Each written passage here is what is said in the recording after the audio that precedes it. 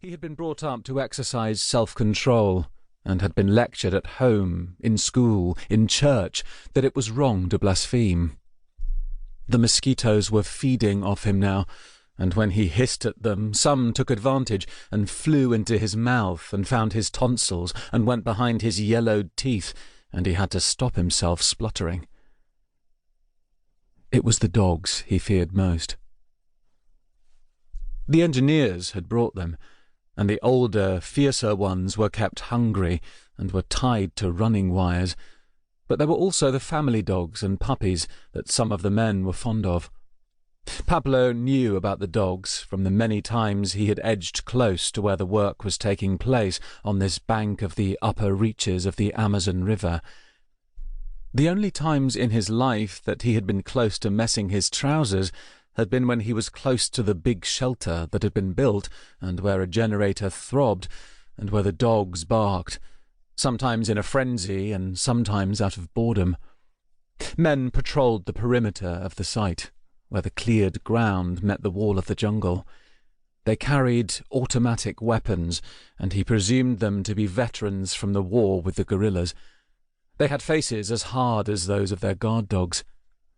Pablo had not been in the military, had never owned a firearm. Here, away from the town, a shot would not be heard, and a body could be quickly lost.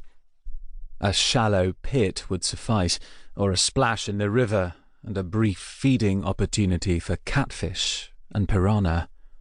He had seen the strange craft grow over the period of 7 weeks that he had been coming to this place, and each time he came he was more terrified.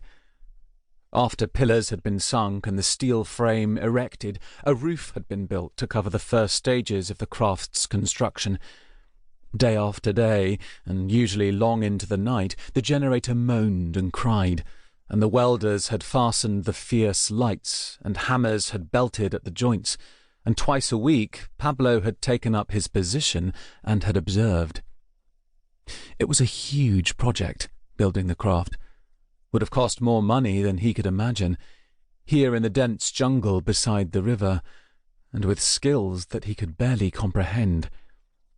He did not know where it would sail to, how far, and through what dangers, if it were not assembled with every rivet, nut, bolt, and sealant secured, and an engine inside that must not fail, and the risk, so great, of the men in it drowning.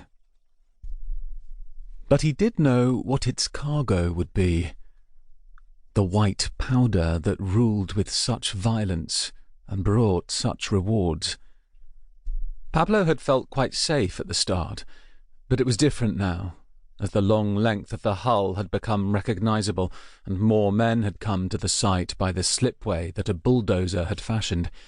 More armed men and more dogs, and all of them hungrier. Last week a portable crane had lifted the diesel engine into place. The fuel tanks were already there, and the previous evening they had been filled, and Pablo had estimated that the tanks had each been capable of carrying 20,000 litres. A small, squat tower sat on top of the craft, and he had seen 2 men who disappeared into the hatch more often than the others, and he assumed they would sail with it when it was launched and went down the river towards the open ocean. It frightened Pablo, now that it had taken the shape of a boat that could travel underwater, just to look at it. And he tried to imagine how far away was its destination. When they had tested the engine at the back, it had raced, chucking out fumes, acrid and black. Pickups arrived in convoy, came along the track to the building, inside which the craft had been built. Pablo thought the cargo was stored here because those who held the guns had become more menacing, and the dogs took a cue from them. There was a bedlam of noise. Pablo needed to be closer, needed to see better. And fear became almost terror.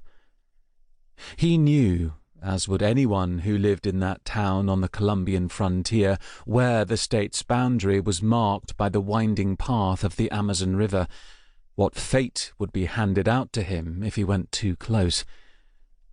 But he moved forward, and the mosquitoes attacked his face in waves.